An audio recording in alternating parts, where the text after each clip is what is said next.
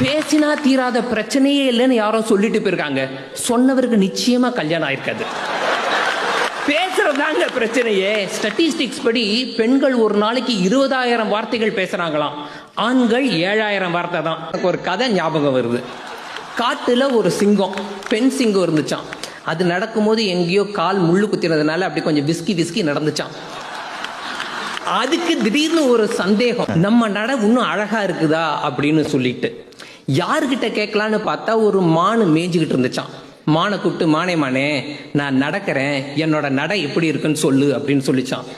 மானு பார்த்துட்டு, என்ன ராணி நீங்க இப்படி இழுத்து சப்பானி மாதிரி நடக்கிறீங்க அப்படின்னு சொன்னோன்னா சிங்கத்துக்கு ஒரே கோபமா, என்னது அப்படின்னு சப்புன்னு அரை விட்டு, என்னையா சப்பானி மாதிரி இருக்க அப்படின்னு சொன்னோன்னா மான் அங்கேயே கதிகலங்கி விழுந்துருச்சான். இந்த பக்கம் பார்த்தா நரிக்கிட்டையும் அதே கேள்வி. நரி தானே ஸ்மார்ட் ஆச்சு. நரி சொல்லிச்சான், ராணி நீங்க நடக்கும்போது நயன்தாரா மாதிரி இருக்கீங்க அப்படின்னு சொல்லிச்சான். சிங்கத்துக்கு கோமா, ஏன்டா நீ நயன்தாரா முன்னாடி பின்னாடி பார்த்திருக்கியாடா அப்படின்னு ஒரே நரியும் கீழே விழுந்துச்சான். மேல பார்த்தா ஒரு குரங்கு. சிங்கம் அதே கேள்வி கேட்டுச்சான். குரங்கு இப்படி சொன்னாலும் அற விழுகுது, அப்படி சொன்னாலும் அற விழுகுதுன்னு பேசாம காது கேட்காத மாதிரி இருந்து தப்பிச்சிருச்சான்.